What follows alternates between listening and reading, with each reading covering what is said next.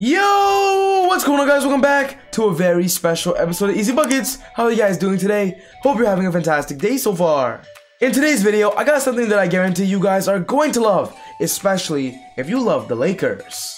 We're going to be talking about the Lakers roster and talking about some key free agents that I believe would be perfect in a category of lockdown defender. The Lakers right now have a few roster spots available, and I believe with these few spots, they gotta target the best available wings that could simply be impactful. So if you're a big Lakers fan and want to know the perfect targets, you're gonna love this video. Let's not waste any time and get into it.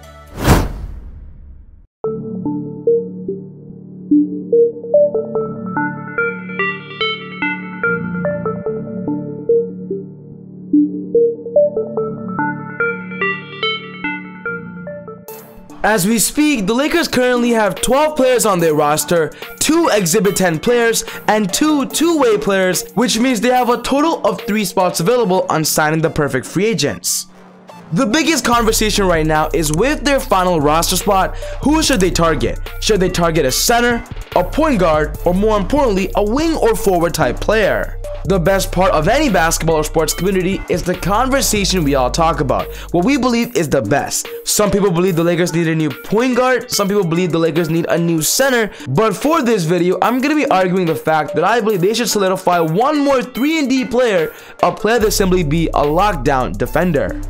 After trading for Russell Westbrook, the Lakers lost a lot of their defensive depth, especially at their wing position. They lost Kentavious Caldwell-Pope, and after signing Malik Monk and Wayne Ellington, who aren't really known to be lockdown defenders, I do believe focusing at least one of their final roster spots towards a 3-and-D wing could be very important. That's why for this video, I'm going to be talking about the perfect free agent that I believe they should sign when it comes to one of their final roster spots to solidify their lockdown defense and, more importantly, get at a cheap but valuable price. The first player on this list is talking about Avery Bradley, former Laker and previously played last year for the Houston Rockets. As we speak, Avery Bradley opted out of his player option. He is currently a UFA, an unrestricted free agent, which means soon he is going to be on a roster. It's just a matter of which team offering him the best available deal. Of course, on the Lakers' perspective, the best thing they can offer Avery Bradley is that veteran's minimum contract. And with Avery Bradley still being in his prime and has a lot of value in the NBA, I do believe another team is going to offer him more, which is why right now he's not guaranteed a purple and gold roster spot. 2 years ago when he was on the Lakers, he was a big part of why the Lakers were the first seed in the Western Conference. He was their starting point guard, their starting lockdown defender, and even though he didn't play in the NBA bubble, Avery Bradley still brought a lot to the table. LeBron James loved him. And with him currently being 30 years old, I would love to see a reunion, especially right now the Lakers need a lockdown defender, and Avery is known to be that. He's listed at 6'3", weighs about 180 pounds, and has a wingspan of a 6'7" reach.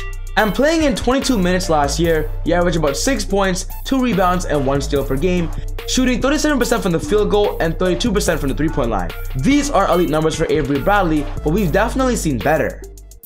What Avery Bradley is known for is his elite perimeter defending. He is very quick, has a lot of basketball IQ defensively, but what I love the most is his fearless personality to not be afraid to guard anybody on the floor. He'll guard Damian Lillard, he'll guard Steph Curry, he'll even guard Kawhi Leonard. The Lakers right now need somebody like that to put their heart and soul out defensively. The Lakers do want that 3-and-D presence. Avery Bradley is known to be a decent 3-point shooter. He has a career average of 36%, and there were some seasons where he actually hit 40%. And with the Lakers right now having 2 great elite playmakers, of course of LeBron James and Russell Westbrook, Avery Bradley could find more looks and could simply sign as their starting shooting guard. He's proven in the past to be a great fit alongside LeBron James and Anthony Davis. And out of all the players I'm listing today, Avery Bradley is my personal favorite. So now the question is, would he go back to the Lakers, a team that didn't re-sign him last year, or is he simply going to look towards a team that could offer him more money and also a larger role? The next free agent on this list is talking about James Ennis III, and he's become a very popular target when it comes to an experienced NBA player that could simply be impactful offensively and defensively. When talking about last year, James Ennis played for the Orlando Magic, played about 24 minutes a game, averaged 8.4 points, 4 rebounds, and 0.8 steals, but his efficiency was off the roofs. He had a 47.3% field goal percentage and a 43.3% at the three-point line. James Ennis instantly in one season became an elite three-point shooter. With him being 6'6", weighing about 215 pounds, James Ennis has the body, but more importantly, the size and quickness to defend at an efficient rate. He has a 7-foot wingspan and is listed as small forward shooting guard. He simply fits perfectly for the Lakers, as right now they are looking for a wing. A few weeks ago, James Ennis was a popular opinion, but then the rumors died down. But literally today, Mark Stein tweeted that the Lakers are interested in James. Of course, what he brings to the table is his elite 3-point shooting. He averaged 43% last year, and he's known to be a solid defender. Not an elite one, but of course, playing for the Lakers, a defensive-minded team, he could become an elite defender from a solid defender. I mentioned earlier about his size and athletic body. He has the quickness to be a great transition player, whether it's on the offense or defense. And with the Lakers right now needing off-ball players, James could fit the role perfectly.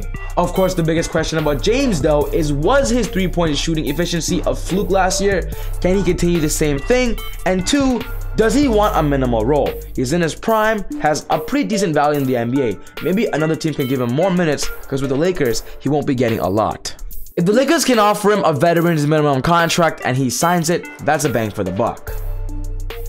And the last player on this list is talking about Frank Tulakina. And Frank would be an amazing option if the Lakers just want a defensive nightmare at the point guard position. As we speak, Tulakina is a restricted free agent with the New York Knicks, and after signing Kemba Walker and bringing back Derrick Rose, Frank Tulakina might not have a lot of time in the rotation, which is where he should go to a new team and simply show the NBA what his true worth is. Being a former 8th overall pick in the NBA draft, he's known for his great on-ball defense, his perimeter defense, but is not to be known as a great offensive player. Despite this being against him, I do believe maybe playing for the Lakers and behind LeBron James could unlock his potential. Playing for the New York Knicks, Frank Tulakina was expected to be a playmaker at the point guard position, but also be a lockdown defender. But maybe playing for the Lakers, where they already have playmakers, Frank can focus on his main thing, which is play defense and then get out on transition, be a better finisher, and then slowly he'll become more of an offensive threat. Frank has a lot to work on in the NBA when it comes to his fear and of course his athletic and aggressive ability, and even his 3-point shot could improve. But sometimes when an NBA player is put in the spotlight, playing in the bright lights of LA, that could spark something new and show the NBA something we've never seen before. What's special about Frank is he's still young, has a lot to improve on, and with him having similar attributes to Russell Westbrook could simply be a perfect mentor to Frank Tulakina.